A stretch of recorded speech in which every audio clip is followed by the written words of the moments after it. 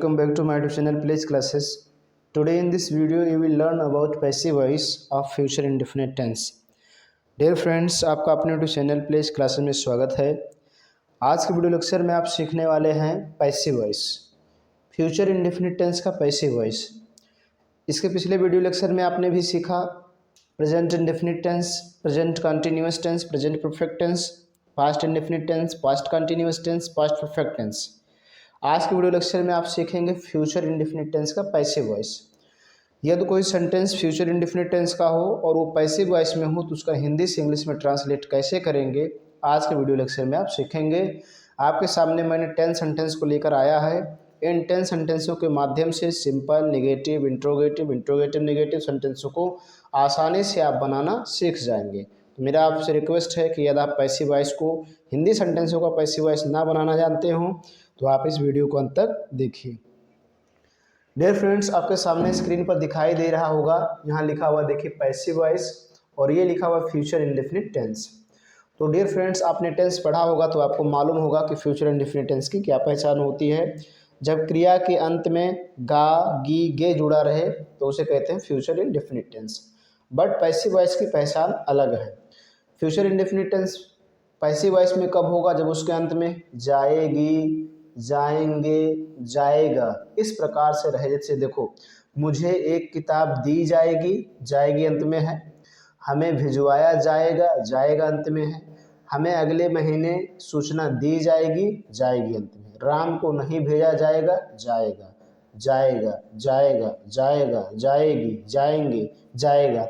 इस प्रकार से कोई हिंदी सेंटेंस हो जिसके अंत में जाएगा, जाएगी, जाएंगे हो और उसके पहले एक और क्रिया हो, जैसे देखिए दी मतलब देना, भिजवाया मतलब भेजना, सूचना देना, भेजना, भेजा मतलब भेजना, सुना मतलब सुनना, किया मतलब करना।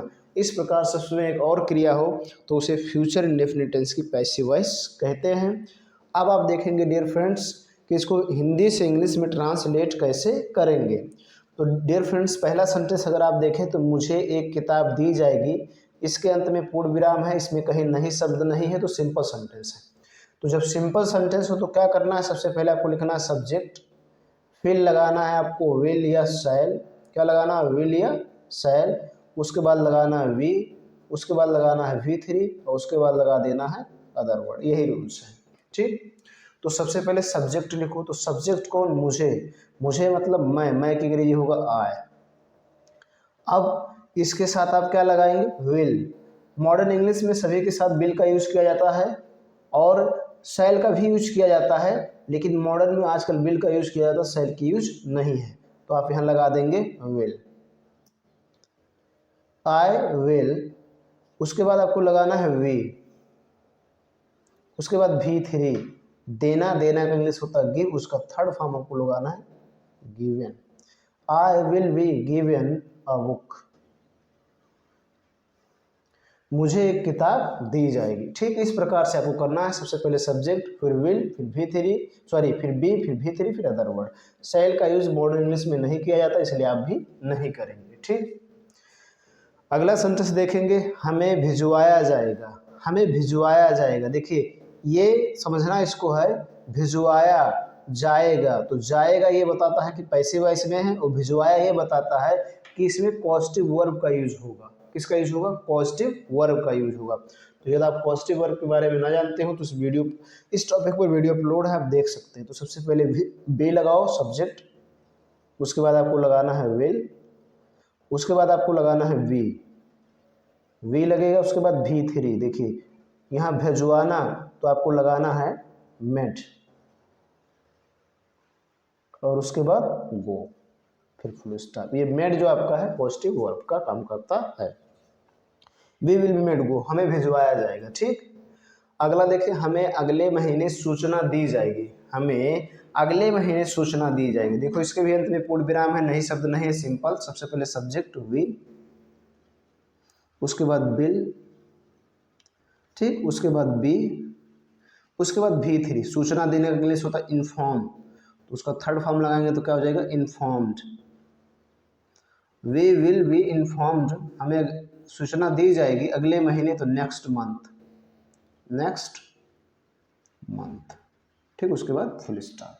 इस प्रकार से आपको सिंपल सेंटेंसों का ट्रांसलेट करना है, स्पीक करना। सबसे पहले सब्जेक्ट, फिर विल बी, फिर V3, फिर अदर वर्ड जो बच जाए उनको लिख देना है। ठीक, अब डियर फ्रेंड्स आपके सामने अगला सेंटेंस है, राम को नहीं भेजा जाएगा। देखिए इसमें नहीं है, अंत में पूर्ण विराम। यह नहीं सुना जाएगा, नहीं है, अंत में पूर्ण विराम। आपका काम नहीं किया जाएगा, नहीं है, अंत में पूर्ण विराम। अंत में पूर्ण विराम हो, नहीं शब्द हो तो उसे कहते हैं निगेटिव सेंटेंस। तो सबसे पहले आपको सब्जेक्ट लिखना है, तो राम लिख देंगे, उसके बाद लगाएंगे विल, उसके बाद नहीं आएगा तो नॉट लगाने के बाद बी का यूज करेंगे, ध्यान रखना है। विल फिर नॉट फिर बी, उसके बाद V3, भेजना, भेजना इंग्लिश होता है सेंड, उसका थर्ड फॉर्म में लगाना है sent. Ram will not be sent, Ram को नहीं भेजा जाएगा। ठीक, अगला समझो, यह नहीं सुना जाएगा तो यह के लिए लगाएंगे इट। ठीक है, उसके बाद लगाएंगे विल, चूंकि नहीं है तो नॉट, उसके बाद बी, उसके बाद V3, सुनना का इंग्लिश होता है लिसन, थर्ड फॉर्म लगाएंगे हो जाएगा लिसनेट, फिर फुल स्टॉप, क्योंकि और आगे नहीं है। ठीक, अगला समझो, आपका काम नहीं किया जाता, आपका काम का इंग्लिश होगा योर वर्क।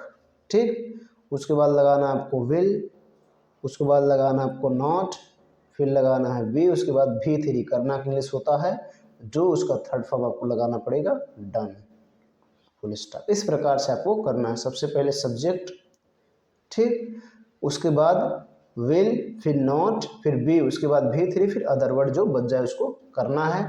ऐसा रूल्स आपको निगेटिव सेंटेंस में अपनाना है। ठीक है, अब अगला समझेंगे।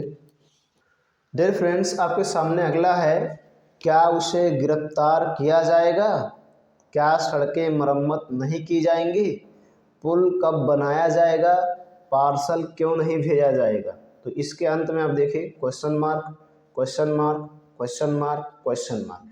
किसी भी सेंटेंस के अंत में ऐसा चिन्ह बना हो अर्थात क्वेश्चन मार्क लगा हो तो उसे कहते हैं इंट्रोगेटिव सेंटेंस। ठीक, ये इंट्रोगेटिव सेंटेंस की सबसे बड़ी पहचान है। अब डियर फ्रेंड्स इंट्रोगेटिव सेंटेंस जो होता है वो दो प्रकार का होता है, एक yes no type interrogative sentence और एक WS टाइप इंट्रोगेटिव सेंटेंस। ऐसे इंट्रोगेटिव सेंटेंस जिनका आंसर आप यस या नो दे सके उसे कहते हैं yes no type interrogative sentence. जैसे इसको देखो, क्या उसे गिरफ्तार किया जाएगा, तो कह सकते हैं यस हाँ, या कह सकते हैं नो नहीं, अर्थात इसका आप आंसर यस या नो दे सकते हैं, इसलिए yes no type interrogative sentence है। दूसरा देखो, क्या सड़कें मरम्मत नहीं की जाएंगी, तो कह सकते हैं यस या कह सकते हैं नो, अर्थात इसका भी आंसर आप यस या नो दे सकते हैं, तो ये भी yes no type interrogative sentence है। अब अगला देखो, पुल कब बनाया जाएगा, आप कह सकते हो यस या कह सकते हो नो, बिल्कुल नहीं, आप नहीं कह सकते, अर्थात इसका आंसर आप यस या नो नहीं दे सकते हैं, तो ये हो गया WS type interrogative sentence. Parcel क्यों नहीं भेजा जाएगा, आप कह सकते हो यस या कह सकते हो नो, बिल्कुल नहीं कह सकते हो, अर्थात ये भी है WS टाइप इंट्रोगेटिव सेंटेंस। जिनके आंसर यस या नो ना हो उसे कहेंगे WS टाइप इंट्रोगेटिव सेंटेंस, और जिनके आंसर यस या नो हो उसे कहेंगे yes no type interrogative sentence. दूसरी तरह से समझिए, शुरू में क्या हो, अंत में क्वेश्चन मार्क, उसका जवाब यस या नो हो सके तो उसे कहते हैं yes no type interrogative sentence. तो ये yes no type interrogative sentence है। तो सबसे पहले आपको विल लगाना है, क्या लगाना है, विल। उसके बाद सब्जेक्ट उसे मतलब वह की इंग्लिश होगी ही। उसके बाद लगाना है बी, उसके बाद लगाना है V3, गिरफ्तार करना का इंग्लिश होता है अरेस्ट, उसका थर्ड फॉर्म हमें लगाना है arrested, will he be arrested, फिर क्वेश्चन मार्क। ठीक, अगला समझो, क्या सड़कें मरम्मत नहीं की जाएंगी, तो सबसे पहले विल, उसके बाद सब्जेक्ट सड़कें, द रोड्स,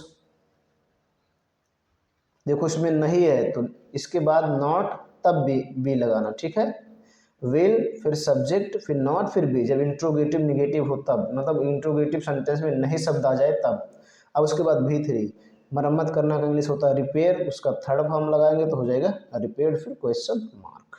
ठीक, अगला समझो, पुल कब बनाया जाएगा, ये स्नो टाइप का रूल्स था, पुल कब बनाया जाएगा, तो WS टाइप का रूल्स क्या, सबसे पहले क्वेश्चन वर्ड्स लिखो, WS फैमिली वर्ड्स की इंग्लिश सबसे पहले लिखो, मतलब कहाँ, क्यों, कब, कितना, कितने, कितने, कौन सा, कौन से, किस, किसका, किसकी, क्या, इनकी अंग्रेजी सबसे पहले लिखो। तो कब की अंग्रेजी सबसे पहले तो हो जाएगा व्हेन, उसके बाद विल, उसके बाद सब्जेक्ट कौन है, पुल, तो लिखेंगे the bridge, the bridge, when will the bridge, और बनाना का इंग्लिश होगा बिल्ड, उसका थर्ड फॉर्म लगाएंगे विल्ट, फिर क्वेश्चन मार्क, और कोई है नहीं। अगला पार्सल क्यों नहीं भेजा जाएगा, सबसे पहले क्यों की अंग्रेजी वाई, उसके बाद बिल, उसके बाद सब्जेक्ट द पार्सल, चूंकि इसमें नहीं है तो नॉट, उसके बाद बी। ठीक है डियर फ्रेंड्स, यहाँ पर देखिए व्हेन विल द ब्रिज, यहाँ पर बी रहेगा, ये आपको ध्यान रखना, बी विल्ट। Why will the parcel not be, उसके बाद थर्ड फॉर्म भेजना का इंग्लिश सेंड, उसका थर्ड फॉर्म सेंट, फिर क्वेश्चन मार्क। इस प्रकार से आपको फ्यूचर इंडेफिनिट टेंस में आए हुए सेंटेंसियों का पैसिव वॉइस अगर हो हिंदी में तो ट्रांसलेट किया जाएगा। डियर फ्रेंड्स, मैं उम्मीद करता हूं कि आपको इस वीडियो को देखने के बाद कोई जानकारी मिली होगी। डियर फ्रेंड्स, ये वीडियो आपको देखने के बाद कैसा लगा कमेंट बॉक्स में ज़रूर लिखें, और यदि आपको कहीं किसी प्रकार की कोई समस्या है तभी कमेंट बॉक्स में लिखें, आपके कमेंट की रिप्लाई दी जाएगी। वीडियो देखने के बाद कोई जानकारी मिली हो तो लाइक करें। चैनल पे पहली बार आए हों तो आपसे रिक्वेस्ट है कि चैनल को सब्सक्राइब करें, साथ साथ बेल आइकन भी प्रेस करें, ताकि जो मैं वीडियो अपलोड करूँ उसका नोटिफिकेशन आपको मिलता रहे। आज की वीडियो लेक्चर में इतना ही, धन्यवाद।